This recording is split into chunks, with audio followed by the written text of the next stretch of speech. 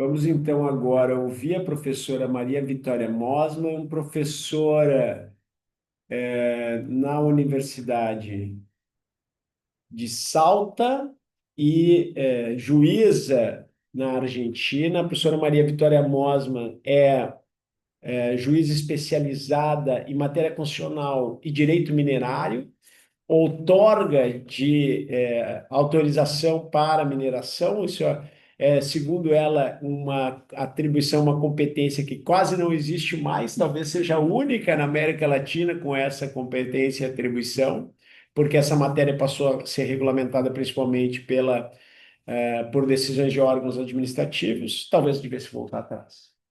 Yo creo que sí. E a professora Maria Vitória Mosman é especializada na proteção processual de vulneráveis. Tem estudado muito processo coletivo e tem estudado muito a situação dos vulneráveis no direito processual em geral. Então, o convite para a professora Maria Vitória Mosman estar aqui hoje conosco é justamente para que a gente possa conversar sobre essa questão dos vulneráveis no direito processual e, se possível, entrar também nesse debate sobre como nós podemos constituir um sistema latino-americano, uma discussão latino-americana sobre ações coletivas que preserve um pouco daquela ideia que ontem foi discutida no nosso seminário de uma globalização, né? Uma globalização que respeite os nossos problemas, as nossas tradições locais e que permita que a gente tenha uma tutela efetiva dos vulneráveis mediante o processo coletivo. Que eu acho que é a única maneira de a gente atender a todas essas pessoas, já que individualmente esses processos seriam muito mais difíceis, muito mais custosos e dependeriam de mais elementos de regulamentação e talvez mais da estrutura orçamentária. Então, queria passar a palavra à professora Maria Vitória Mosman. Mas, se tu me permitir, Diga. eu vou te tratar de Vicky a partir de agora, né? Porque agora nós vamos entrar na informalidade de uma sala de aula. La flexibilización y la informalidad. Flexibilização e informalidade são bem vistas no processo, por nós, pelo menos. E eu também vou aproveitar dessa oportunidade para a gente fazer um pouco de bate-bola. Então, a gente vai fazendo Perfecto. uma exposição meio dialogada. Vamos pensar em alguma coisa em torno de, no máximo, 1 hora, para a gente também poder voltar para almoçar, né? Mas uma exposição dialogada. Então, se os colegas quiserem fazer alguma pergunta, pedir algum esclarecimento, eu mesmo, durante a exposição, se precisar de algum esclarecimento, vou te interromper e a gente vai Perfecto. fazendo um diálogo. Tá? Perfecto. Então, se tu quiser falar um pouco, e depois a gente retomar o diálogo. Bueno, yo a los chicos acá ya los he saludado, a los que están virtualmente, un gusto de saludarlos. La verdad que encantada, encantada primero, porque ya se los dije a los que están acá, la mecánica de trabajo es fantástica. Me parece que es un modelo muy interesante para lograr que se desarrolle la investigación. O sea, ustedes trabajan como investigadores durante este tiempo de preparación en la maestría para poder arribar luego el doctorado, lo cual creo que le va a dar un grado, y seguramente los números deben ser muy buenos en cuanto a la cantidad de doctores que logran titularse, porque tienen el entrenamiento para hacerlo. Entonces, se los comentaba recién que en Argentina el problema que tenemos es que podemos saltar del grado al doctorado sin tener la preparación respecto de la investigación. La preparación que se nos da es una preparación teórica de cursado sobre metodología de la investigación, que nadie aprende a investigar si no es investigando.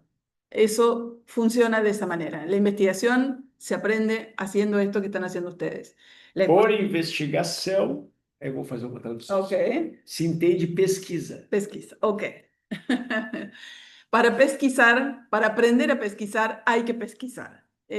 Bueno, el punto en lo que hoy Hermes planteaba, y les pido que lo hagamos lo más dinámico posible, pregunten y si no entienden alguna palabra también lo aclaremos, era tener un diálogo en una clase no tan estructurada, sino que precisamente sea un diálogo sobre algunas cuestiones que vengo investigando hace bastante tiempo.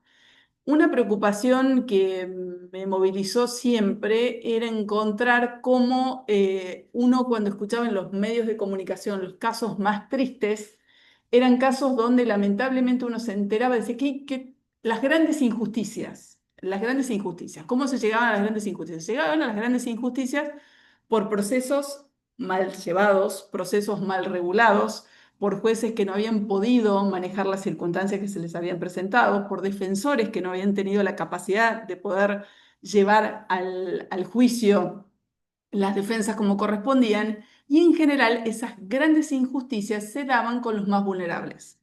Eran los casos más sonados, eran los casos de las mujeres víctimas de violencia, de las personas en situación de extremada pobreza, de las personas privadas de libertad, de los migrantes, de los trabajadores. En general, los casos, las grandes injusticias que se veían en los medios de comunicación y que luego nosotros estudiábamos, planteándonos qué terrible y qué dolorosas que eran estas circunstancias, es lo que me movilizó a decir, pero ¿qué estamos haciendo mal para que esto siga siendo de esa manera? Hace unos cuantos años atrás, en el 2008, cuando en América Latina o en Iberoamérica se dictan las 100 reglas de Brasilia, que ayer justo Hermes decía que qué paradójico. Yo he dado clases en Brasil y clases en Ecuador. Las 100 reglas de Brasilia se llaman así porque surgen en la reunión en Brasilia. Y se actualizan en el 2018 en Ecuador. 2008 en Brasil, 2018 en Ecuador. Ni en Brasil ni en Ecuador se aplican. En general, ni Brasil ni Ecuador aplican las 100 reglas de Brasilia. En maestría, dando clases en Ecuador, en general, la gente que estaba sentada en la clase no conocía ni siquiera la existencia de las reglas que habían sido actualizadas en ese país, en Quito. Cuando aparecen en el 2008 las 100 reglas de Brasilia, los primeros que empiezan a invocarla en Argentina son los defensores oficiales, la defensa pública. ¿Y por qué? Porque justamente la defensa pública lleva los casos de los más vulnerables, de las personas con menos posibilidades de acceso a la justicia. Y empiezo a trabajar sobre un tema que es no solo las barreras que lo usaba ayer en el dibujito donde veíamos la pared que separaba a la gente que podía llegar al sistema de justicia y quienes tenían limitaciones dentro del sistema de justicia.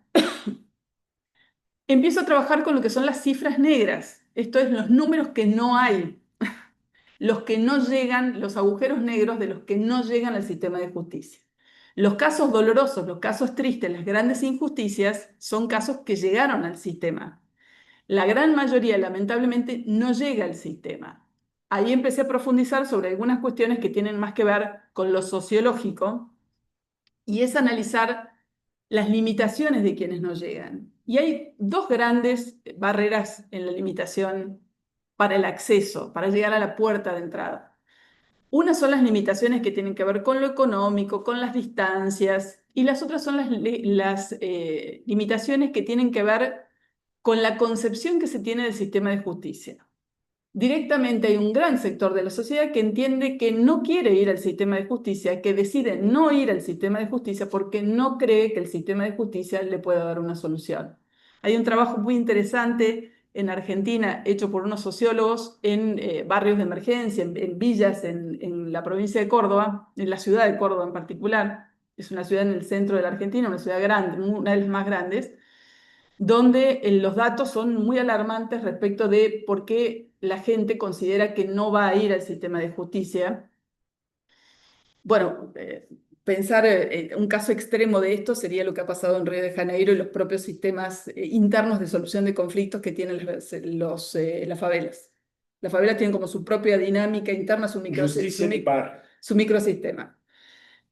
En Argentina, salvando las distancias, hay algo similar en ciertos sectores sociales que también entienden que llegar al sistema de justicia no tiene ningún sentido. ¿Por qué? Porque no los entienden, porque se sienten discriminados, porque sienten que el sistema no está preparado para ellos. Es un sistema hecho para una clase media homogénea, una clase media que cumple ciertos requisitos de un litigante determinado para el cual el legislador dictó las normas. Desde la pequeña y dolorosa, por supuesto, para quien lo transita, limitante de la forma de llegar vestido a un tribunal, donde a veces a lo mejor nosotros, bueno, ustedes acá el calor para ustedes es una compañía permanente, para nosotros no tanto, pero pasa que a lo mejor en pleno verano una persona que trabaja como chofer, taxista, por supuesto que es una persona que va a trabajar de bermudas y con una remera sin mangas por el calor que hace en esa época del año. Si esa persona tuviese una audiencia en un tribunal y fuese vestida de esa manera, muy probablemente no la dejarían ingresar. Tal vez esa persona, como les digo, viene de trabajar, no tenía ni tiempo, ni a lo mejor los recursos para poder ir vestido de otra manera a un tribunal, y el tribunal no tiene la capacidad de comprender que hay una limitante para que su forma de presentarse ante el tribunal sea otra y no es. Todas estas cuestiones y una realidad latinoamericana muy compleja respecto a las cuestiones sociales, estadísticamente es fácil encontrar datos respecto de los niveles de pobreza y los niveles y cómo esto se relaciona a su vez con el acceso a la justicia.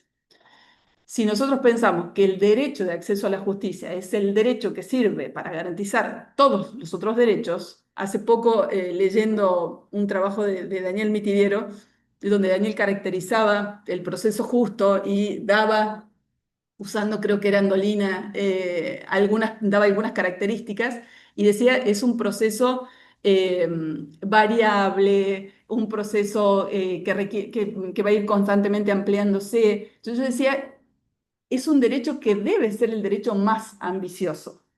Debe ser el derecho más ambicioso el derecho de acceso a la justicia. Si no fuese un derecho ambicioso y todo se tornase en nulidades, obstáculos, rechazos sin límite, definitivamente no tendríamos ningún derecho. ¿Para qué?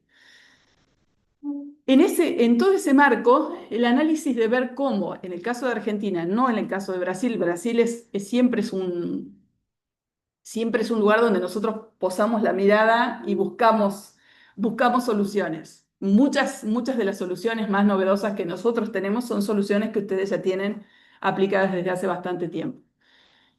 Nosotros en Argentina tenemos una demora histórica ya en la reforma de los códigos de procedimientos. Tenemos más de 50 años de espera de reformas de los códigos de procedimientos.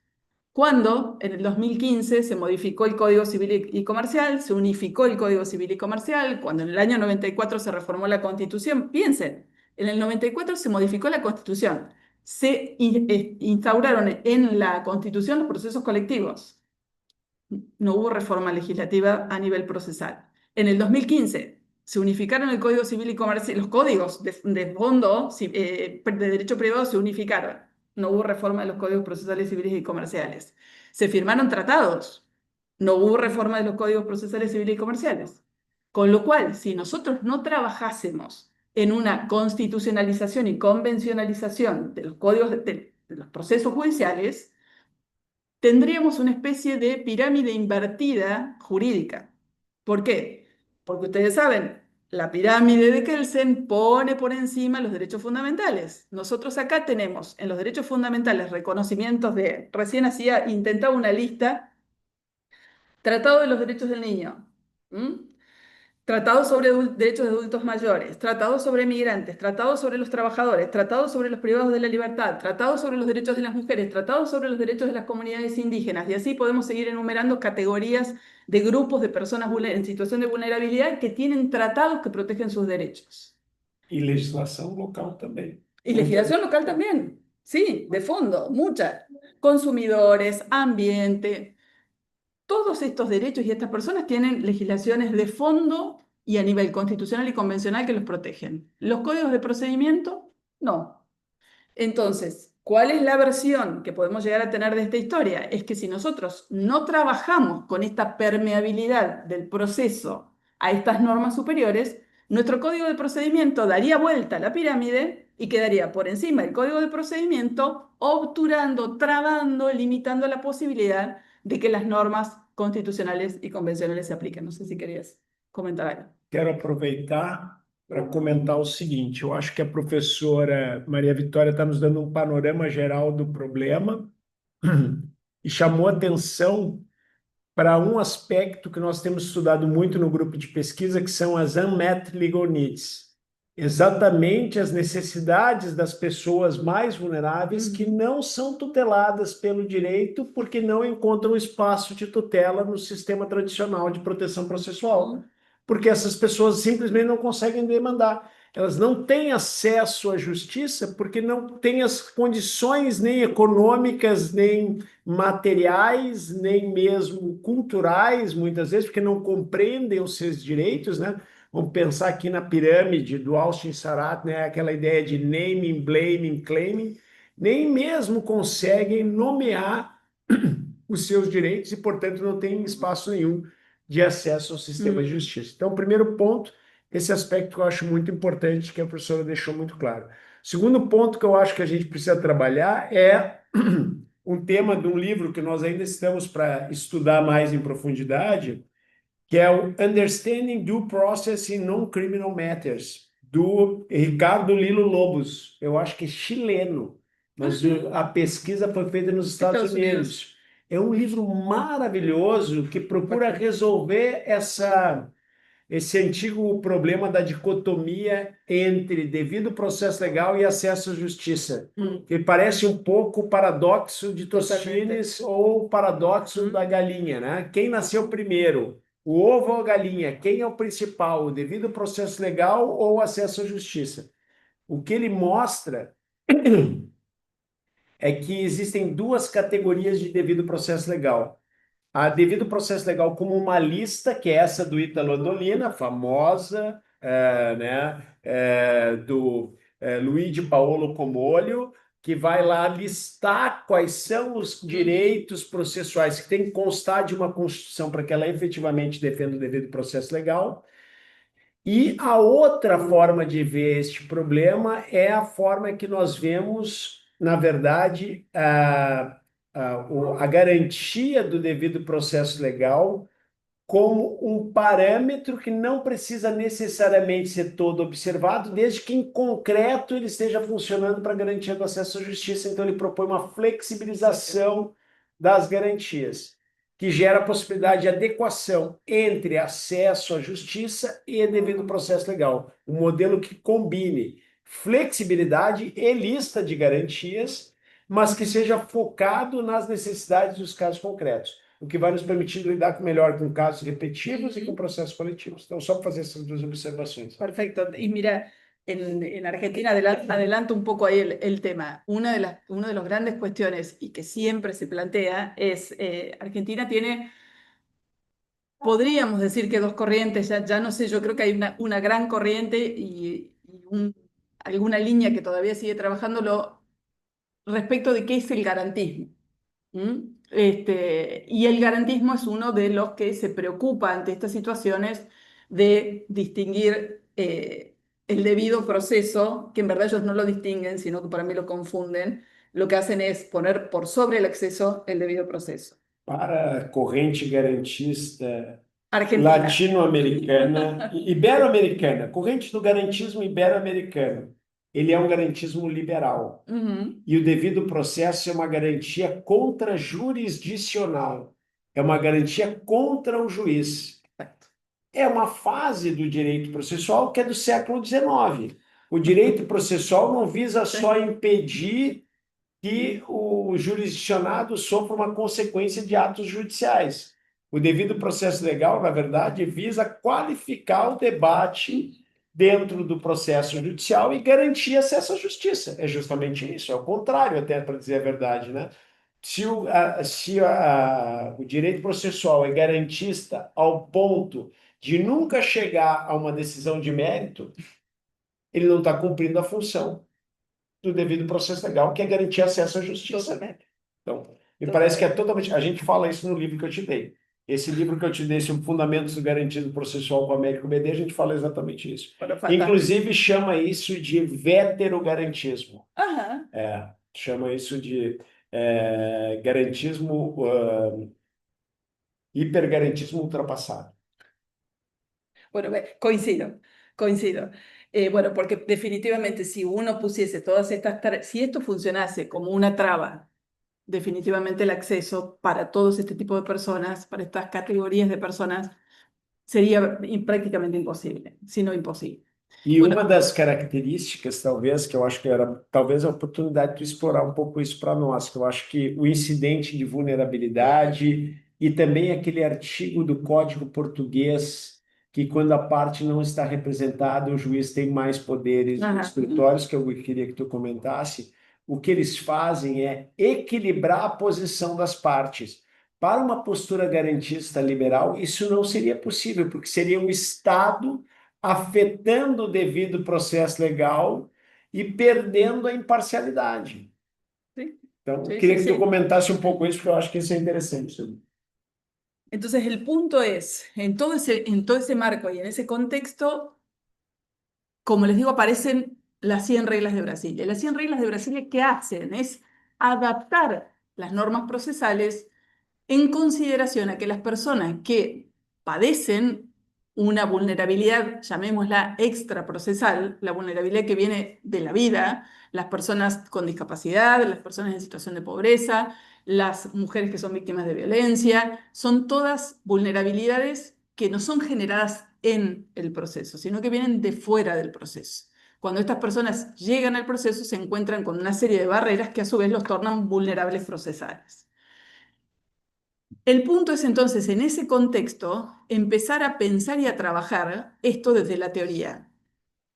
Las 100 reglas, como les digo, ¿qué significaron? Significaron que los poderes judiciales y ministerios públicos y los ministerios de justicia de los distintos países se reunieron y, como digo yo, encontraron una forma práctica de dar solución muy útil y muy práctica para lograr este efectivo acceso a la justicia y tutela judicial efectiva, pero también fue un reconocimiento de un problema. Vieron que a veces uno piensa, bueno, el sustento fáctico de los desarrollos teóricos. O sea, no teorizar sobre lo teórico, cuestión que en Latinoamérica para nosotros es bastante más fácil por una cuestión obligada. En general, los que intentamos hacer teoría del derecho procesal, trabajamos y nos enfrentamos con los problemas en cotidiano. No somos solo doctrinarios. Detrás de toda esta circunstancia de empezar a teorizar sobre esto, empezamos a ver que la vulnerabilidad no era un concepto jurídico, ¿m? Sino que es más, es un concepto que viene en general hasta de las cuestiones de los recursos naturales, ¿eh? Se empezó a determinar cómo ciertos ambientes eran o no eran vulnerables ante determinadas, no sé, o acciones antrópicas o de la propia naturaleza, y cómo no eran capaces, en ese caso los ambientes naturales, de sobreponerse a los obstáculos que se le iban presentando. Entonces, si para cualquiera de nosotros tenemos un conflicto, un litigio en esta vida, un conflicto primero, y ese conflicto lo debemos llevar al sistema de justicia, no encontramos un obstáculo para poder superar ese problema que se nos presenta. El conflicto es nuestro problema y podemos acceder al sistema de justicia. El tema es quién sería el vulnerable procesalmente hablando, es quien no puede llegar al sistema de justicia o quien cuando llega no puede transitar con las mismas posibilidades de éxito que tenemos cualquiera de todos nosotros. Entonces, a lo mejor puede llegar, que estos son los casos que, como les digo, son las cifras que conocemos, son los que llegaron al sistema de justicia. El punto ahí era las dificultades respecto de lo que implica la situación de la autoridad del tribunal frente a la persona que llega al sistema de justicia. Ustedes piensen en la situación de una audiencia donde el juez o la jueza no advierte que se trata de una pareja que tiene un problema de violencia y se pretende que la mujer declare en condiciones de igualdad con su victimario que lo tiene sentado al lado. Piensen en el caso de una persona perteneciente a una comunidad indígena que mínimamente entiende el idioma, pero habla normalmente su propia lengua materna, con lo cual sus posibilidades de transmitirle al tribunal su situación, sus hechos, su realidad, su conflicto, van a ser muy limitadas. Pensemos en un niño que asiste al sistema de justicia por un conflicto en el cual sus padres, muy probablemente en tensión respecto de los derechos de este niño, están sentados junto a él cuando él tiene que declarar. Ustedes piensen en una persona no vidente, un ciego, no sé cómo se dice en portugués, si se entiende, ciego, que recibe una cédula de notificación en papel para poderla leer. Ustedes piensen en las limitaciones edilicias que tiene un edificio para poder acceder. En mi juzgado está en la planta alta del edificio y no tiene ascensor y no tiene rampa, tiene escalera. A corte, né, a vara onde a pessoa trabalha está no andar alto do edifício e não tem como ter acesso para pessoas com deficiência. El primer día que nos instalamos en ese edificio, hice poner un cartel en la planta baja donde dice, si usted viene al juzgado tal y tiene algún impedimento para poder acceder a la planta alta, hágase anunciar y el personal del tribunal lo va a venir a atender. Eso está puesto antes del primer escalón que tiene, o sea, que no exista ninguna barrera para que puedan acceder al sistema de justicia. Y de hecho así funciona. Si alguien tiene alguna limitante, nosotros fijamos las audiencias, pedimos permiso, fijamos las audiencias en la planta baja o el secretario directamente baja y recibe los escritos o lo que fuese a la persona que no puede acceder. Bueno, detrás de todo esto y de plantearnos todas estas cuestiones, empezamos a poder encontrarnos con que existía no solo las vulnerabilidades fuera del proceso, sino también dentro del proceso. Yo ayer les comentaba que hay un libro de Fernanda Tartuse que yo lo leí hace muchos años, que habla sobre la vulnerabilidad procesal, que realmente me significó una forma distinta de empezar a leer la temática. Pero en verdad, el que me cambia la manera de ver todo esto fue Calamandrei, leyendo hace también muchos años su libro sobre las providencias cautelares, donde Calamandrei ya en ese momento se preocupaba por ver cuál era su categorización o su clasificación de las medidas cautelares. Obviamente que esto está superado, ya la teoría ha avanzado mucho sobre esto, pero piensen ustedes que Calamandrei ya en ese momento pensaba que podía haber ciertas medidas cautelares que debían adoptarse no tanto porque el derecho no pudiese hacerse efectivo al momento de la sentencia, que es el motivo clásico por el cual dictamos medidas cautelares, sino porque la persona no pudiese esperar el resultado del proceso. Entonces, sobre la base de esa idea de Calamandrei, empiezo a trabajar lo que llamé algo así como la teoría de la instrumentalidad de equiparación subjetiva. ¿Mm? Esto es pensar que no solo el proceso, porque las tutelas especiales empezaron a tener por lo menos en Argentina y en gran parte de Latinoamérica, una gran evolución respecto de los derechos. Empezamos a tener derechos específicos para los consumidores, derechos específicos para el medio ambiente, litigios específicos para, no sé, las cuestiones vinculadas con los desalojos, pero no en relación a las personas. Entonces, empezamos a trabajar sobre esta situación de ver que el acceso pleno o la tutela judicial efectiva no solamente tenía que ver con adaptar o tener tutelas específicas para determinados derechos, sino también para determinadas personas. Que existen personas en situación de vulnerabilidad a las cuales el litigio así formalmente como está configurado, de una forma clásica y para una especie de persona modelo, como el buen padre de familia, en este caso el litigante medio para el cual se previó la legislación, no está preparada para recibir a estas personas y darle un verdadero acceso a la justicia. Ahí es lo que cuenta Hermes, después de unas cuantas idas y vueltas respecto de la fundamentación de todo esto. La primera cuestión a analizar es que el derecho procesal convencionalizado y constitucionalizado con todo este marco normativo específico para estos grupos de personas tiene que ser un derecho procesal que se flexibilice. En el caso de Brasil, ustedes tienen un montón de normas abiertas que permiten la flexibilización, permiten que los magistrados tomen distintas decisiones. Nosotros en Argentina no tenemos este tipo de regulación con normas abiertas. El sistema nuestro es muy legalista y es bastante más complejo que se logre la flexibilización. Igualmente, y hoy también lo hablábamos respecto de la paradoja que se dio, que el derecho privado se ha entendido, en nuestro país, se ha entendido en Argentina, está totalmente entendido que el derecho privado está constitucionalizado. Ahora el derecho procesal, no, el derecho procesal no. Es inseguro, que los jueces no se metan, es mejor que las normas se respeten tal como están, la seguridad jurídica es eso, lo que dice el Código de Procedimiento. Con lo cual, si nosotros hiciéramos eso, volvemos a la idea de la pirámide invertida. ¿Para qué tengo todos estos derechos si no voy a tener la vía de reclamo? Es solamente un papel, no tengo derechos de verdad. Respecto de estos Pode sistemas... ser também funil invertido, embudo invertido, porque Sí, eu en vez tenho. de permitir que entren, obturamos para que no pasen. ¿Sí? Ampliaste mi teoría de los embudos. Respecto de la flexibilización de las formas, a ver, Antes de entrar na flexibilização, queria só, eu vou sí, ter sí, que sí. já até corrigir aqui, teve um erro de grafia. Mas só para ler a passagem do livro que a gente fala sobre isso. Não se confunde o garantismo de Luigi Ferraioli com o paleojus-garantismo dos 900, a doutrina do laissez-faire. O paleojus-garantismo é a ideia vinculada ao surgimento literal da expressão como contrapoder, elemento neutralizador de qualquer poder.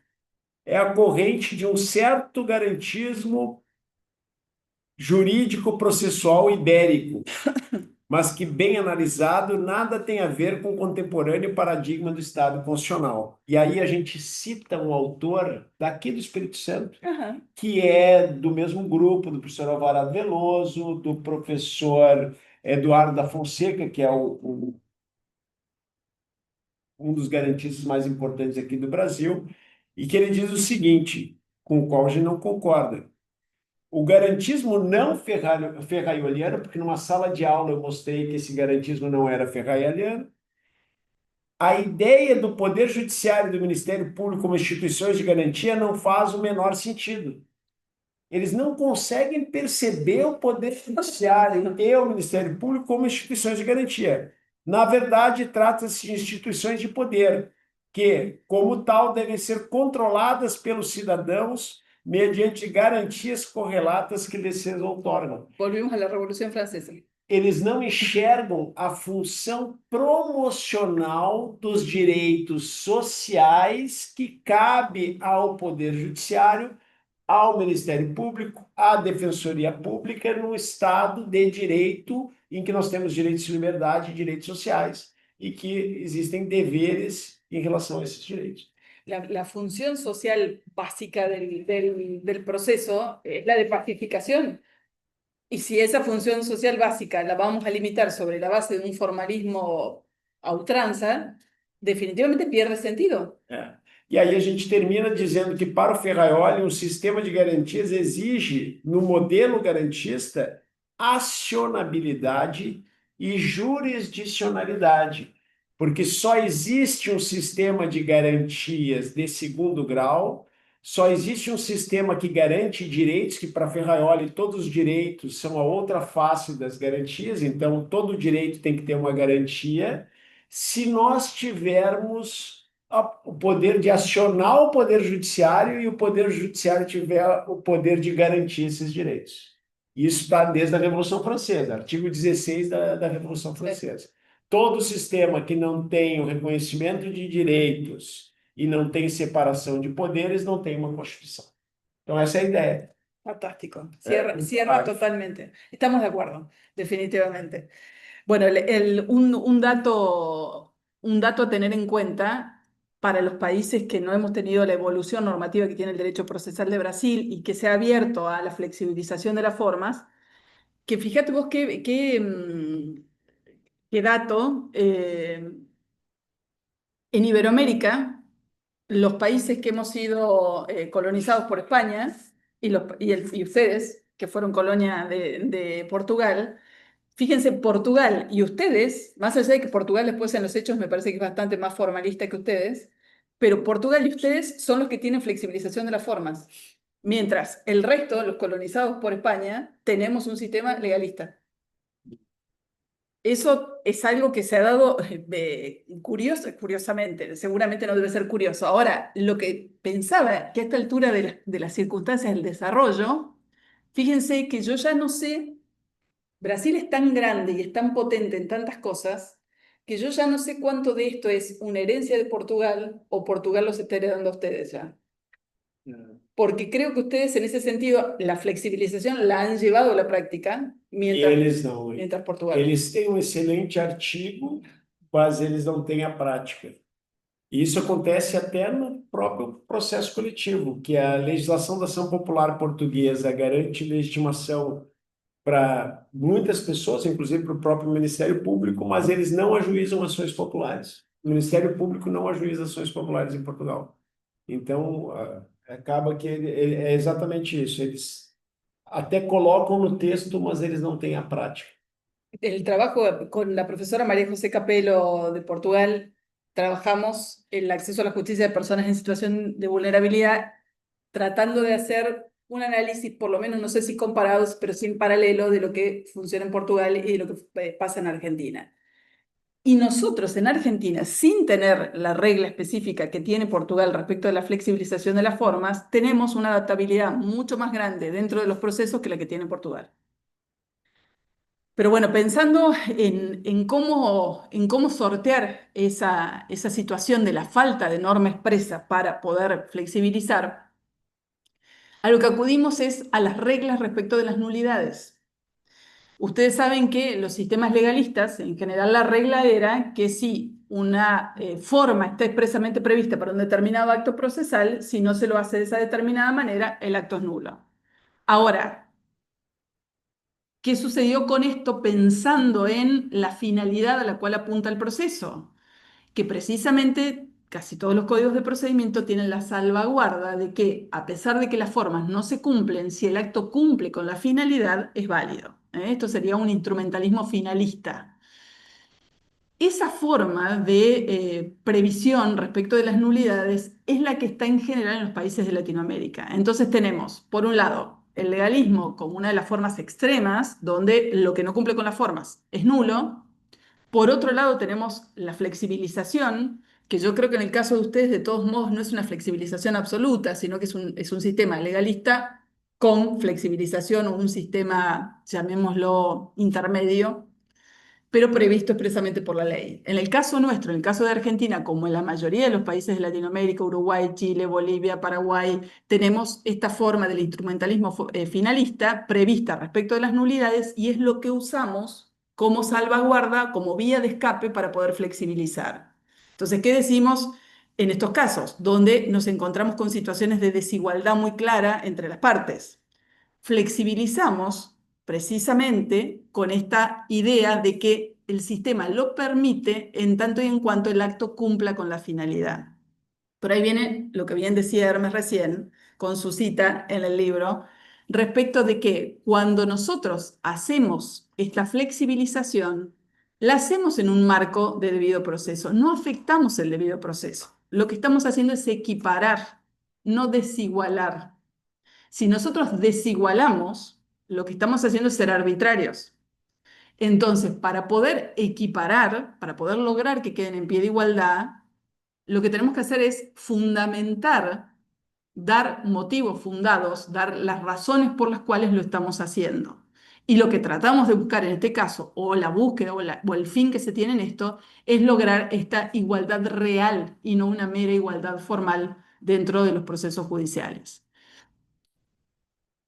Una de las grandes cuestiones que se plantea en esto, detrás de no permitir que esto se convierta en una herramienta o en una carta para que se puedan manejar los procesos como cada uno de los jueces decida, es que a veces yo recién les comentaba adaptaciones tales como que el secretario del juzgado baje a atender a la persona que no puede subir a la planta alta, cómo traer un traductor si la persona no sabe hablar la lengua en la que se habla en el proceso, la lengua oficial. Poder permitir que una persona ingrese con un acompañante afectivo porque la situación le significa mucha tensión y no podría declarar plenamente en el proceso, realizar una audiencia en un lugar que sea accesible. Bueno, todas estas cuestiones que uno puede adaptar en el proceso son cuestiones que no requieren mayores tramitaciones. Directamente el tribunal las puede disponer de oficio, dando debidas razones de por qué lo está haciendo. Y en ese contexto no habría una afectación al debido proceso. Ahora, ¿qué pasa cuando se trata de situaciones en las cuales la afectación o la vulnerabilidad que la persona tiene provocan un gran cambio en el trámite del proceso? ¿Qué sería un gran cambio? Por ejemplo, comunidades indígenas. Las comunidades indígenas en general las decisiones las toman de modo comunitario o asambleario. Si las comunidades indígenas son parte en un proceso, muy probablemente el representante, en Argentina la forma más común de representación es el cacique, Si el cacique, que es quien podría representar a la comunidad, tiene que constantemente pedir la aprobación a la comunidad respecto de decisiones que toman el proceso, las asambleas no se hacen como las podríamos hacer nosotros por Zoom, tomando una decisión rápidamente. Muy probablemente tenga tiempos muy distintos a los tiempos que prevén los códigos de procedimiento. Esto implicaría, si tuviésemos que hacer una adaptación cultural del proceso, implicaría grandes cambios en el trámite del proceso. Entonces, cuando se deben realizar estos cambios en el trámite del proceso, que podrían llegar a significar una afectación del debido proceso para la otra parte, la propuesta es trabajar con el incidente de vulnerabilidad o incidente de adaptabilidad, como lo ha llamado Giovanni Priori, o podríamos llamarlo incidente de adaptabilidad cultural en el caso de las comunidades indígenas. Pero al fin y al cabo de lo que tratan estas formas incidentales es de determinar cuáles van a ser las modificaciones que va a tener el proceso. ¿Para qué? Para tornarlo previsible, para que la otra parte pueda saber cuáles son las modificaciones y adaptaciones que va a tener el litigio. Ustedes se pueden preguntar, bueno, y la propuesta es entonces el incidente de vulnerabilidad para todos los casos. En todos los casos, no tiene sentido en todos los casos. Si la adaptación es solamente que la persona tenga que entrar con un acompañante en cada una de las audiencias, el acompañante no va a tener ninguna intervención más que la afectiva y la emocional de acompañamiento, esto no provoca ningún cambio en el trámite del proceso, ni podría haber ninguna afectación a la otra parte. Ahora, en los casos, como les comento, se me ocurre como un ejemplo paradigmático de las comunidades indígenas, donde el cambio realmente provoca un impacto muy fuerte en el proceso, en ese caso sí recomiendo esta figura del incidente de vulnerabilidad. En Argentina hay dos códigos nuevos de los últimos años. Tenemos códigos modificados en los últimos 10 años, no más de 5 en materia procesal civil. Bueno, dos de estas modificaciones han incluido el incidente de vulnerabilidad. No está teorizado tal como se los planteo yo. No hay un gran desarrollo teórico más que lo que he comentado, y no es algo que se lo trabaje mucho en Argentina todavía. Eh, es más, el nombre de incidente de vulnerabilidad lo bauticé hace un tiempo, y después de esto, como les digo, han empezado a surgir unas cuantas alternativas más, pero no tiene un gran desarrollo. Estos dos códigos lo que hacen es reconocer estas formas específicas de adaptación o de adaptabilidad del proceso, para mi gusto, de un modo no suficiente, porque determina las modificaciones previstas, con lo cual de adaptable tiene poco. Si yo lo que hago es generar un incidente de adaptabilidad o de vulnerabilidad, es precisamente para poder determinar qué cosas o qué trámites o qué actos dentro del proceso tienen que ser distintos. Si en el código ellos prevén cuáles son las modificaciones, no es muy adaptable. Entonces, hay algunas falencias todavía en ese tipo de regulación. Pero bueno, el punto en todo esto es, yo no sé ni cuánto llevo hablando ya, pero lo que les comentaba Hermes es que el incidente de vulnerabilidad, el planteo era, una de las grandes preguntas es, ¿cuándo? ¿En qué casos? Entonces, las simples adaptaciones que no implican una posible afectación al derecho de defensa de la contraparte no requieren un incidente de vulnerabilidad, que sería burocratizar o complejizar más el proceso en vez de flexibilizarlo y permitir un tránsito mucho más sencillo, sino que está previsto para aquellos casos en los cuales la adaptación del proceso tiene un gran impacto en las reglas procesales previstas por los códigos de procedimiento, y eso, a los fines de darle seguridad al trámite, es conveniente que se las tramite a través de un incidente y se determinen cuáles van a ser las modificaciones que el proceso va a tener. Les decía que de todos modos los códigos de Argentina, hay dos códigos de procedimiento que han previsto este tipo de adaptación a través de un incidente, pero es curioso porque prevén cuáles son las adaptaciones. Entonces de flexible tienen poco, porque dicen, bueno, en estos casos vamos a flexibilizar. ¿Y cómo lo vamos a flexibilizar? Así, así, así, así. Entonces, esto tampoco da mucho margen para la flexibilidad. Quais são os dois códigos? É Corrientes, Corrientes e Jujuy. Jujuy.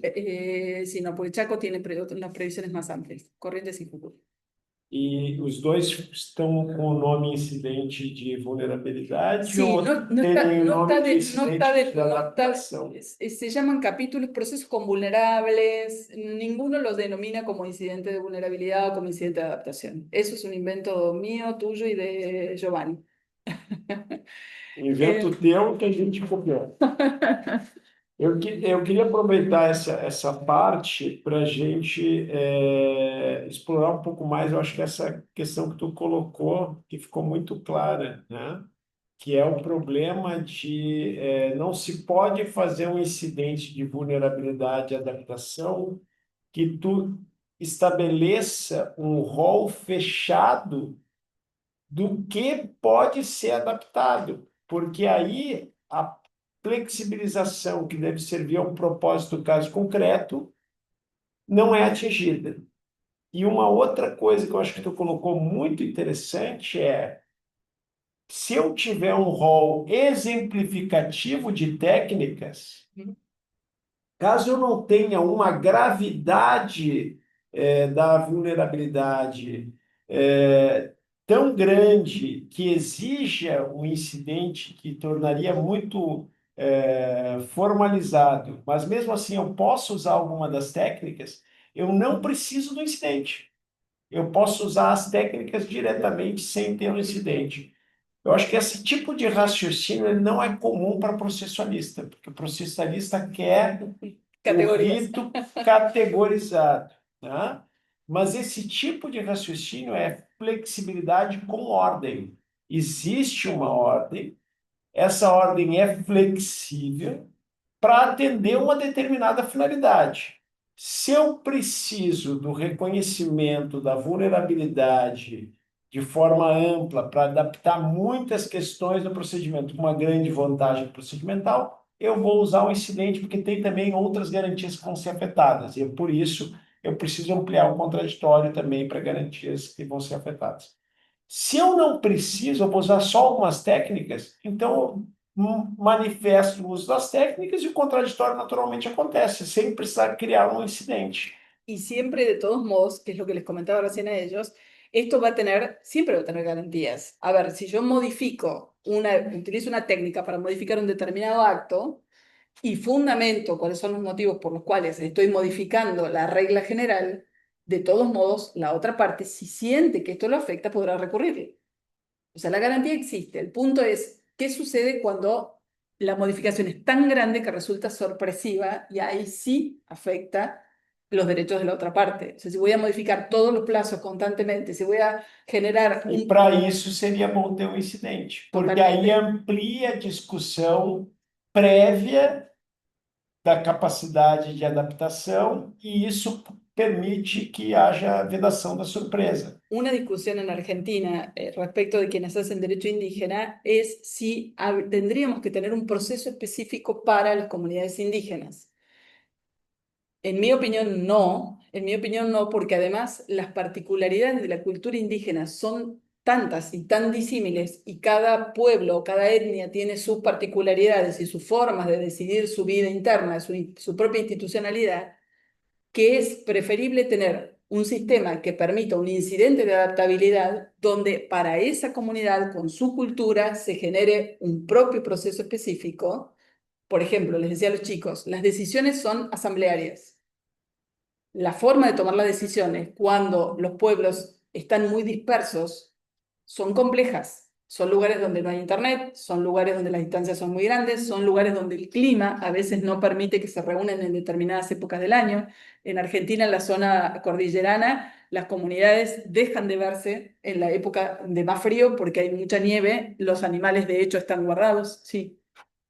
Pensando essa flexibilidade que você falou, que depende muito do seu lado. O tempo é muito diferente, né? Que eu seria, ele teria o cacique, teria que ter um tempo muito maior, e eu fico pensando que essa sistemática aberta e que faz o próprio tempo é muito encontrado na arbitragem, né? A gente tem muito isso diante da arbitragem. Você faz o seu próprio calendário processual.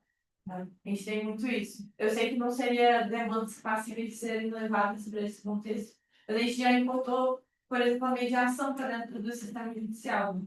E eu fico pensando lá até que ponto para essa abertura da arbitragem em questões dos povos indígenas seria passível de ser aplicado, né? Talvez algum árbitro mais seria mais especializado, mais Vocês têm o Código de Processo Civil aí? En, Não, só no celular, porque eu queria um papel para poder manusear mais fácil. Mas eu acho que essa pergunta dela sobre a arbitragem ela é interessante porque eu escrevi sobre o direito processual dos desastres, pesquisando sobre o direito processual dos desastres, eu acho que já escrevi isso que eu vou te falar agora. Quando começou a Covid, eles usaram nos Estados Unidos a flexibilização dos procedimentos para lidar com os problemas da Covid, inspirados nas regras de arbitragem. Eles já utilizam essa flexibilização dos procedimentos no modelo norte-americano. Eu defendi, nesse artigo que eu escrevi, eu acho que sobre a Covid, exatamente a mesma lógica, que pelo nosso modelo atual, não há nenhum problema de você fazer essa flexibilização, até por causa dos negócios processuais. Mas mesmo que não seja um negócio processual, o código vai falar lá na mediação e na mediação e na conciliação, olha o que o nosso código fala, que é exatamente o mesmo princípio da arbitragem. Quando ele disciplina a mediação e a conciliação, ele vai dizer o seguinte, artigo 166, parágrafos 3º e 4º, admite-se a aplicação de técnicas negociais com o objetivo de proporcionar um ambiente favorável à autocomposição. Então, qualquer técnica. Tá? E parágrafo 4º. A mediação e conciliação serão regidas conforme a livre autonomia dos interessados, inclusive no que diz respeito à definição das regras procedimentais. Então, as regras procedimentais podem ser totalmente adaptadas. Isso está um pouco perdido, porque está num tópico de conciliação e mediação, mas isso passa a ser uma característica do nosso ordenamento, né? A questão é saber o quanto eu posso estender esses poderes para o juiz quando as partes não estão de acordo. Porque se as partes estiverem de acordo, o problema não existe. Para o nosso ordenamento, as partes estando de acordo, toda essa flexibilidade é possível. A gente tem os 190 dos negócios processuais atípicos, a gente tem o 191 da calendarização processual e a gente tem esse princípio aqui da mediação e conciliação. Então, todas essas regras já seriam possíveis de adaptar. el razonamiento de Hermes, fíjense ustedes que todo el desarrollo cómo es un defecto que tenemos en general en los abogados y más los que nos dedicamos al derecho procesal, cómo es un defecto instalado que tenemos y del cual no somos tan conscientes. Todo el desarrollo argumental que yo les estoy contando tiene que ver precisamente con pensar que no hay un acuerdo. Todo esto tiene que ver con pensar que no hay un acuerdo, porque si el acuerdo existiese, tenemos el instrumentalismo formalista, donde decimos, listo, ok, yo lo que veo es que estas formas, si las partes están de acuerdo, las modifican, con lo cual no viola el fin que tiene establecido la norma, sigo. O sea, el problema no existe. Entonces, todo el desarrollo, fíjense que por lo menos es algo sobre lo que trato de reflexionar todo el tiempo, sobre esto de cómo uno funciona sobre la base de entender las miradas siempre tienen un lugar. Uno siempre mira desde un lugar. Y el lugar desde el que nosotros miramos muchas veces, o yo me tengo que revisar más en ese sentido, es siempre pensar en cómo resolver cuando no hay acuerdo, en vez de impulsar el acuerdo. Los sistemas... E eu acho que essa palavra é essencial. Impulsionar o acordo. Porque não é que o acordo vai surgir sem que as pessoas saibam que aquilo pode ajudar a resolver o problema. O juiz tem um papel totalmente novo agora. Ao invés de ser o juiz que vai sempre julgar a causa, E ao invés de ser um juiz que segue um procedimento pré-fixado, é um juiz que impulsiona a adequação do procedimento às necessidades da causa.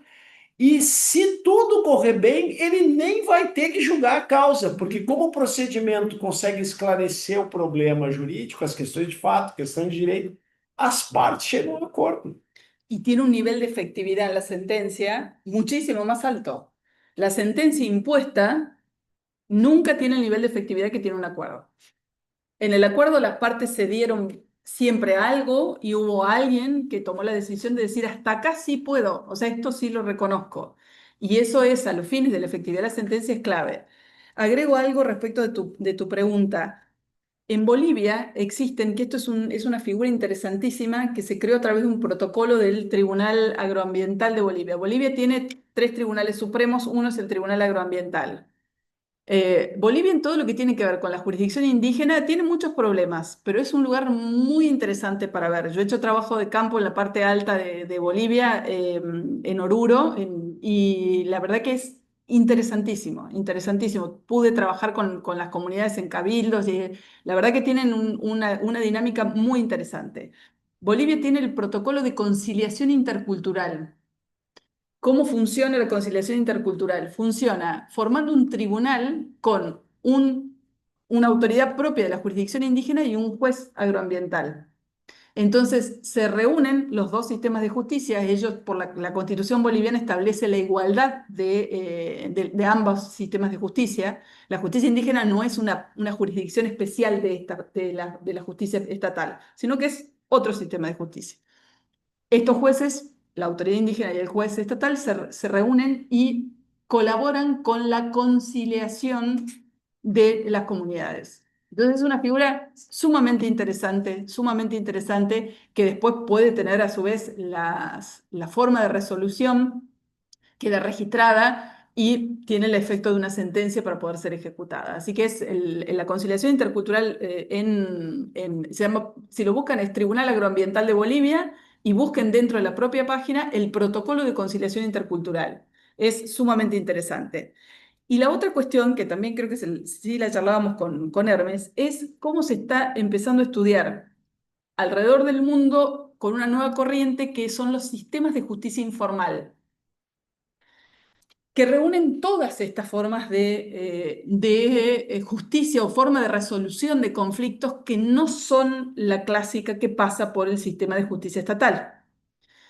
Y muchísimo tienen que ver, si ustedes han escuchado hablar de las corrientes de justicia restaurativa o justicia terapéutica, que se aplican mucho más que nada en los casos de delitos cometidos en situación de personas con adicciones. Los sistemas de justicia restaurativa y los sistemas de justicia terapéutica toman mucho de los sistemas de justicia indígena. Los sistemas de justicia indígena lo que buscan son precisamente que las personas puedan continuar en su comunidad. Para las comunidades indígenas, la prisión es un castigo totalmente inhumano. Para ellos el peor de los castigos es el destierro, y el destierro pasa más que nada por evitar la venganza o la justicia por mano propia. Cuando alguien comete un delito muy grave dentro de una comunidad, si se decide el destierro, es a los fines de evitar que los familiares de la víctima tomen venganza sobre esta persona. O sea, el destierro es al fin y al cabo una medida preventiva para evitar que la comunidad se desmembre y se afecte más la comunidad. Entonces, así como hay Sanciona gravemente o indivíduo porque ele deixa de fazer parte da de la comunidad. comunidade, o que para ele é muito importante, e evita que a comunidade se desagregue, abatendo um membro da própria comunidade. Porque como a comunidade é vista como uma coisa só, até para matá-lo eu estaria contradizendo a comunidade. Então, Sí. Entonces, todos estos sistemas, al contrario de lo que hay un gran sesgo respecto del entendimiento de lo que es la justicia comunitaria o indígena, respecto de que son personas muy limitadas y muy hasta bestiales en la forma de resolver los conflictos. Esto en principio no es así. Por supuesto, a ver, ¿los jueces cometen arbitrariedades? Sí. ¿En las cárceles se mata gente? Sí. ¿En las cárceles suceden crímenes horribles? Sí. ¿Las cárceles sirven para lograr que las personas vuelvan a integrarse a la sociedad y en un porcentaje muy bajo, en un porcentaje muy bajo. Lamentablemente el sistema carcelario no sirve para la reinserción social de las personas que están detenidas. Entonces, si nosotros pensamos en un marco de límites de derechos humanos respecto de o una gobernanza del sistema de justicia adecuada y respetuosa 100% de los derechos humanos, nuestro sistema no lo estaría haciendo. Entonces, poner la mirada crítica sobre los sistemas de justicia indígena cuando le atribuimos que alguna vez han cometido algún acto que ha sido un exceso y que es reprobable, por supuesto, a la luz de los derechos humanos universalmente reconocidos, es algo por lo menos para que nos lo replanteemos y empecemos a pensar quiénes son más bestiales, si ellos cuando cometen un exceso o nosotros con el sistema que tenemos donde abandonamos en un porcentaje altísimo. Ayer hablábamos de los habeas corpus correctivos colectivos y lo desesperante que es la situación de las personas privadas de libertad. Así que bueno, certezas... O que nós racionalizamos, nós aceitamos. A gente aceita que isso seja assim e naturaliza como se o nosso sistema não cometesse essas arbitrariedades pela escolha que a gente fez. E as consequências são desconsideradas. Totalmente, totalmente. É como se o sistema simplesmente não pudesse provocar esse tipo de problema. Y todos los días está diante de esas Es consecuencias. como un daño tolerado, es como decir, bueno, eso es lo que sucede, ese es el daño colateral que sucede cuando uno comete cuando uno comete un delito, tiene que saber que eso le puede pasar. Eso está como previsto. Esse é o argumento. O argumento é exatamente esse no Brasil também. Né? Quem é mais conservador vai dizer, se não tivesse cometido delito, não teria esse risco. Bueno, el punto entonces es que nos planteemos y nos replanteemos bastante estos temas. Fíjense ustedes que el convenio 169 de la OIT dice que la justicia indígena tiene que ser respetada con el límite de los derechos fundamentales reconocidos por cada uno de los estados y los derechos humanos universalmente reconocidos. O sea, ese límite existe, la jurisdicción indígena no puede sobrepasarlo y si lo sobrepasa, obviamente esto sería reprobado por el sistema estatal. Ahora, ¿el sistema estatal responde a estos mismos parámetros que le requiere la justicia indígena? Bueno, como les iba a decir, certezas pocas, cuestiones muchas, y creo que hablamos de algo que normalmente no se habla, son temas que por ahí no están tan puestos sobre la mesa. Y bueno, nada, los escucho ahora, me imagino que preguntas habrá. Muito obrigado. Un placer, un placer. Então vamos abrir aqui para uma rodada de perguntas, né? Eu vou abrir também para o pessoal que está nos seguindo pela internet, se quiser fazer alguma pergunta. Professora Maria Vitória está disponível para vocês. Vou aproveitar que o Júnior está querendo te fazer uma pergunta, porque, na verdade, viu, eu tenho para ti uma sugestão sobre o teu tema. Eu acho que no teu tema está faltando a leitura dos italianos sobre direito de propriedade. O Stefano Rodotà, Terrível Direito, a ideia da propriedade, as propriedades. Então, tem toda uma literatura de direito de propriedade que permite fazer essa adaptação do teu problema do ponto de vista processual através do conhecimento do direito material. Ele está trabalhando na dissertação com os processos estruturais decorrentes das ações possessórias coletivas. E a ideia dele e a gente conversava essa semana sobre isso, sobre o problema das adaptações de procedimento que são necessárias e, às vezes, as falsas adaptações de procedimento, vamos dizer assim, as regras dentro das regras que levam a uma continuidade da situação de deslocamento forçado, ao invés de resolver o problema, tu simplesmente empurra o problema para outro local. Então, ele estava dizendo que na nossa legislação, as possessórias coletivas têm um procedimento especial que preza pela solução dialogada, A gente tem essa previsão legal apenas para posse velha, não para posse nova. Com a presunção de que a posse nova é fácil de desmobilizar e, portanto, não precisaria ter um procedimento agravado. Só que quando tu retira as pessoas da posse nova, elas se deslocam para outra área. Obvio. Então, o problema acaba se tornando um problema estrutural. Tu pode nunca fechar o tempo, que é de 1 ano e um dia, que é o nosso, deve ser o mesmo na Argentina, que é uma herança dos Sí, romanos. sí, sí. Tu pode nunca fechar uma posse velha, mas tu vai estar com um problema há vários anos naquela região, porque as pessoas estão só se deslocando de barraca em barraca. Y tienen un régimen especial. Isso que eu não ia dizer uma pergunta, eu ia complementar a fala que ela disse, que ela falou que tem para não dizer que está uma vara, mas não é uma vara, é uma Se não me traduzir. comissão de conflitos fundiários. O juzgado. Ah, ok. Juzgado de conflitos fundiários. Isso. E aí, tem essa questão de fazer a mediação para a resolução desse conflito. Problema, e aí eu queria fazer uma adendo, porque tem se chama Comissão Pastoral da Terra. Ajá. Então, ela faz uma pesquisa, a comissão faz uma pesquisa e ele faz levantamento de conflitos fundiários.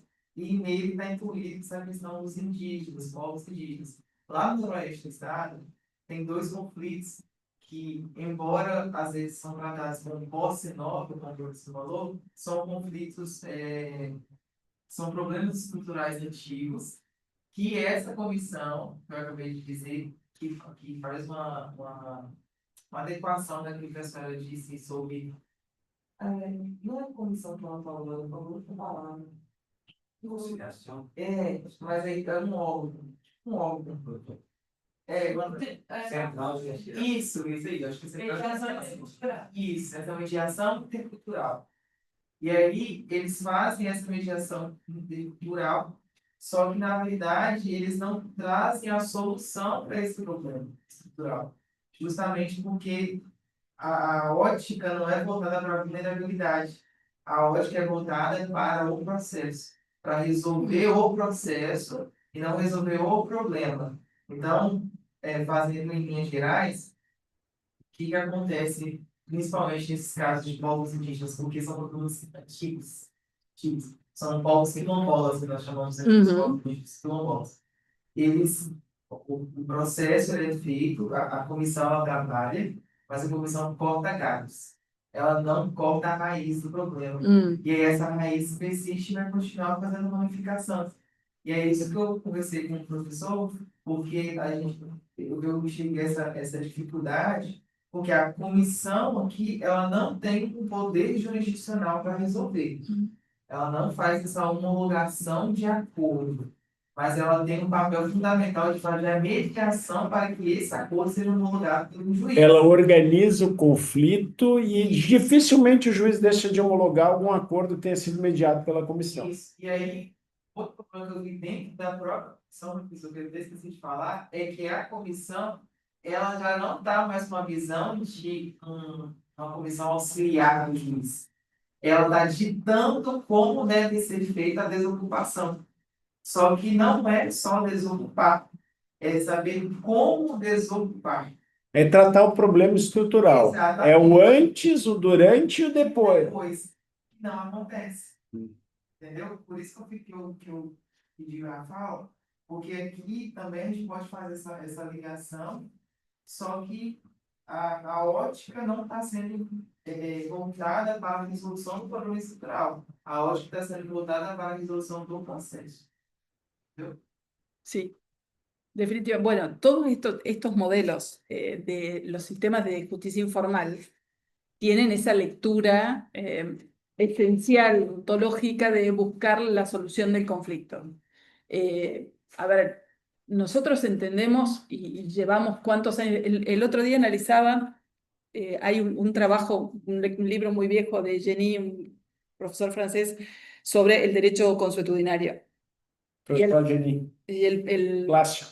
Sí, y precisamente qué valor se le asignaba al derecho consuetudinario.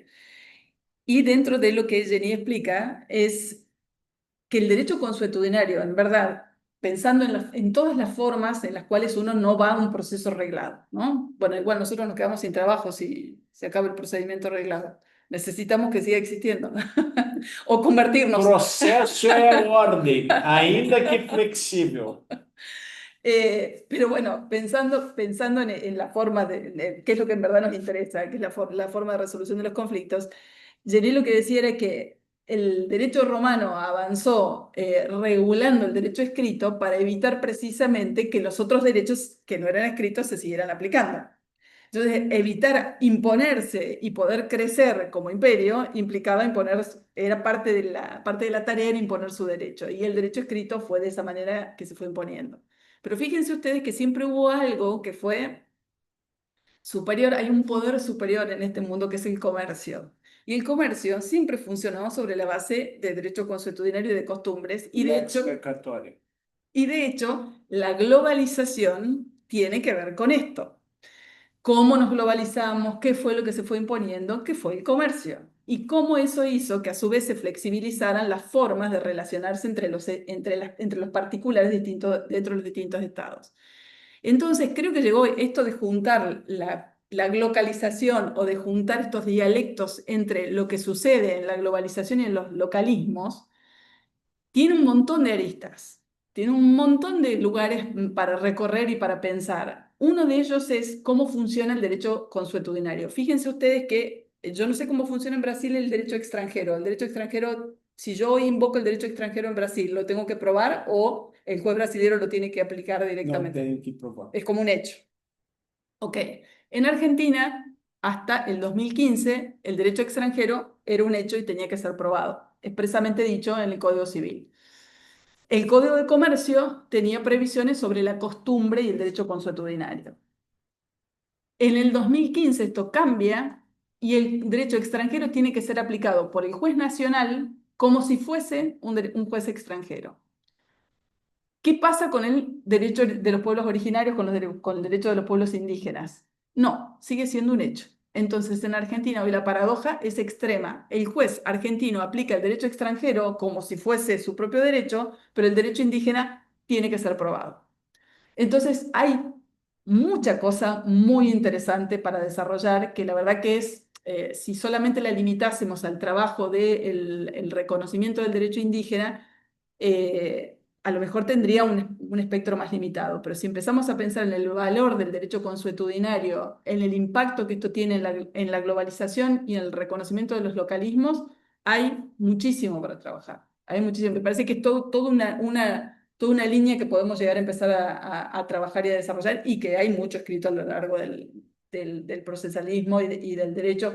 Hay mucho escrito. Hoy en día pasa mucho con las superaciones de todas estas cuestiones con el uso de la tecnología, que parecen como los polos opuestos, ¿no? Pensar en el uso de la tecnología e inteligencia artificial y en las comunidades indígenas parece que estuviésemos hablando de dos universos completamente distintos. Bueno, insisto, hay mucha cosa de los dos mundos que se pueden encontrar y que se pueden trabajar. De hecho, no sería razonable que pensásemos en un sistema que excluya lo uno, que excluya lo otro. Todo es parte de la realidad, con lo cual tenemos que buscar la manera de que todo esto se vincule de un modo razonable y sin que quede fuera nada. Pero re interesante lo que está trabajando. É reinteressante. O re é uma expressão argentina para dizer que é muito. Muito. É interessante, mas é mais que interessante. É muito interessante. É lindo, mas é mais do que lindo, é relindo. Assim como a palestra da professora Maria Vitória foi brilhante, mas foi mais do que brilhante, foi rebrilhante. Colegas, mais alguma pergunta? Só que o artigo 376, a parte que alegar direito municipal, estadual ou estrangeiro ou consuetudinário, provar-lhe-á o teor, a vigência, se assim o juiz determinar. Então, pode ser que o juiz... el juez determine que no hace falta probarlo. O juiz pode entender que já está que não há necessidade de provar. Então, se não houver discussão, eu acho que é um avanço. Por isso que a gente precisa conferir o texto. Essa discussão já avançou no Brasil, eu nem sabia. E eu acho que provavelmente vai mais ou menos no sentido do direito argentino. Tá? E aí, como inclui aqui o direito consuetudinário, teria talvez um espaço para o indigenato, para o Totalmente. Instituto dos Direitos Indígenas, Isso tem uma discussão até do CNJ. sobre direitos indígenas, né? É 287. Pode mandar para mim, para eu poder Ay, mandar para por a favor, sí, professora? sí, sí. Ela fala no âmbito penal. E, como a gente está falando do processo civil, estava pensando. Essa resolução, ela fala da população carcerária indígena e como se conduz o processo penal quando o indígena ele está como réu. E aí, esse processo, ele tem toda essa parada que a gente está discutindo aqui, ele também é falado lá, só que lá tem uma condição de procedibilidade, que seria um exame antropológico, tem que ser realizado por um perito, por alguém que conhece o assunto, que, se esclarecido, pode gerar até absoluções. Não sei até que ponto isso andou, mas assim, eu vi já casos em que por exemplo, não gerou um erro de proibição, que é uma estudante, né, de estude, mas inevitável, que geraria a ausência de culpabilidade desse indígena, porque ele não tinha conhecimento da consciência daquela mistura daquele ato. Por exemplo, né, tráfico de drogas.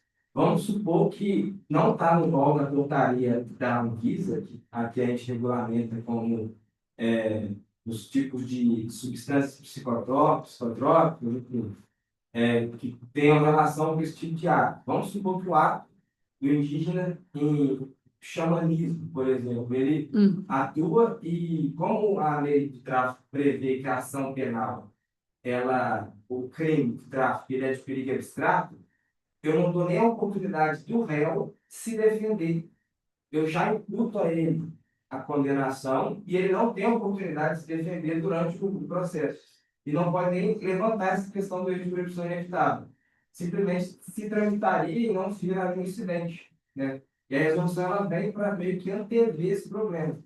E aí eu pensei nesse caso, por exemplo, um ritual xamanista, em que um indígena tem essa possibilidade, ele poderia afastar a culpabilidade dele, falando que ainda que exista no rol da portaria da Anvisa essa substância psicotrópica, Santidade. exatamente, pode ser o santidade. Já aconteceu. Já aconteceu, né? Já o MPF aqui atua nos casos que envolvem indígenas, uma previsão constitucional. E o MPF já fez o laudo antropológico, já deixou inclusive de processar por homicídio. Aí eu acho que é uma ofensa ao AIT. Aí eu acho que é uma ofensa ao AIT. Eu já até discuti isso várias vezes em sala de aula. Deixou de processar por homicídio porque a prática do xamanismo naquela aldeia, a magia negra era considerada pena de morte e mataram o índio, porque a pena era pena de morte. Foi decidido pelo conselho da aldeia e mataram o índio. E aí, como é uma tribo que era mais reclusa, Aislada. apesar da mãe ter procurado o Ministério Público para que o Ministério Público promovesse a denúncia, o laudo antropológico foi favorável a ser uma prática cultural e ser o único crime com pena de morte na aldeia e foi arquivado o inquérito policial sem denúncia pelo Ministério Público. Me interesa ese caso. E vou Me tengo que llevar mucha información. Tem também o Instituto norte-americano, que também fala um pouco disso, que é o Cultural Defense. Tem dois casos que eu me lembro agora, mas eu não vou lembrar o nome, depois eu vou procurar. São casos também de precedentes, em que era uma mãe e ela foi condenada pelo Tribunal Norte-Americano, porque ela, meio que, pelas regras do procedimento norte-americano, ela estava molestando o filho dela. Na verdade, a cultura africana, enfim, tem uma questão lá de antes da puberdade, ela estimulava um menino, enfim. E aí houve um rebuliço danado nesse sentido, e houve o Instituto da Cultural Defense, que foi uma defesa cultural que a mãe promoveu e afastou a culpabilidade dela também nesse ato. Isso entramos no problema dos limites do multiculturalismo. Até que ponto Nós estamos impondo a nossa visão ocidental, até que ponto nós podemos admitir a fragmentação cultural nas nossas sociedades e até que ponto exige um controle para que a gente mantenha também o espaço de proteção de direitos fundamentais e direitos humanos. La limitación existe, la limitación existe, el punto es que yo creo que en esa mirada, a ver, estos temas generan un montón de tensiones en cuestiones que tenemos aparentemente ya olvidadas y no debatidas, como la forma de Estado. Pensar en la forma del Estado-Nación parece muy refundante volverse a plantear todas estas cuestiones, pero hay estados como Ecuador y como Bolivia que al reformar sus constituciones se establecieron como estados plurinacionales a los fines de reconocer que un estado puede tener muchas nacionalidades adentro. Entonces nosotros tenemos estados que nos reconocemos como pluriculturales, pero no plurinacionales, para evitar el debate que se creía que podía ser un debate secesionista de las comunidades, que en verdad no ha pasado ni va a pasar, porque si hay alguien que necesita en estos países del Estado, son las comunidades. O sea, las comunidades no podrían subsistir sin el Estado, lamentablemente, pero bueno, es una realidad. En Argentina, hace muy poquito me contaban un caso. Yo vivo en una provincia que está al límite con Bolivia y con Chile, y un poquito con Paraguay también.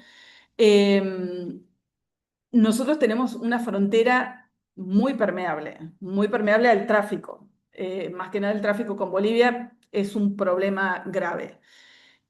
¿Qué sucede? Obviamente, en general las personas que son usadas se les llama mulas a las personas que usan para poder cruzar El mesmo aqui. para poder cruzar estupefacientes. Muchos son miembros de las comunidades. ¿Qué pasa? No solo hay una cuestión, a lo mejor, del error de prohibición que no puede ser invocado, pero ¿qué ha pasado con las mujeres?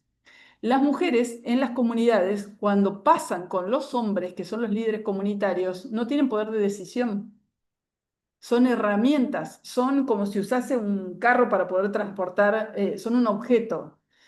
Entonces, la falta de voluntad le quita el dolo.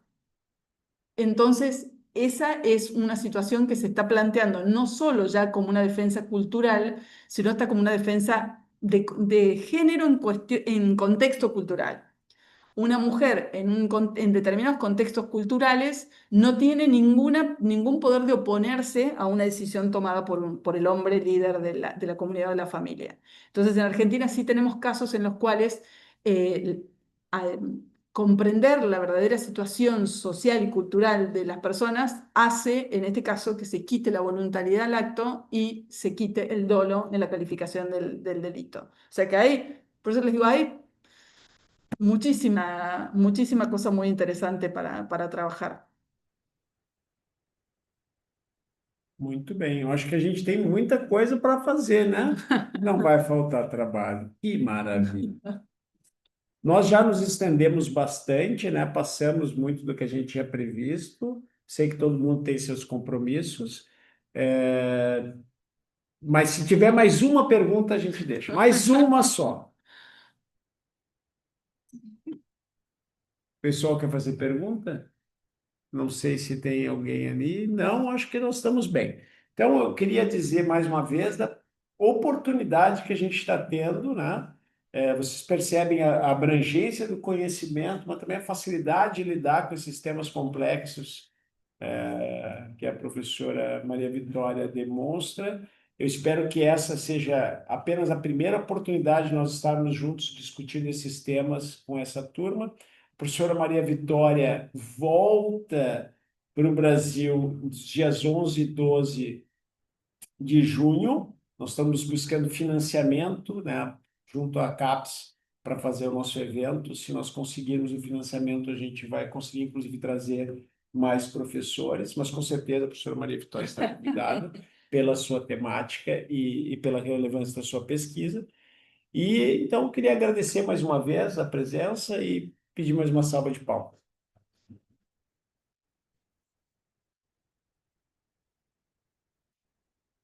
Un privilegio, sería un privilegio. Bueno, Hermes, una admiración enorme. Y en serio, el grupo es fantástico e insisto, me interesaría muchísimo que algunos de... Yo tengo un grupo de estudiantes con los que trabajo, ya no son estudiantes, ya están grandes, con los de investigadores con los que trabajo hace mucho. Hay dos en particular que sería fantástico que pudiesen venir por su cuenta, hacer una estadía y compartir un tiempo con ustedes en este tipo de actividades que de verdad, en serio, no saben lo enriquecedoras que son. Tal vez, viste como todo, yo digo, cuando uno tiene algo, parece normal. Bueno, no es normal encontrar en Latinoamérica espacios en los cuales se pueda trabajar de esta manera, donde ustedes pueden exponer y someterse al debate de temas tan bien planteados como lo hicieron ustedes dos, con Hermes sentado como evaluador, como acompañante, no como evaluador, como acompañante de este crecimiento, el valor que eso tiene. Así que los felicito, en serio, de verdad, un placer y me voy a llevar un par de ideas para allá.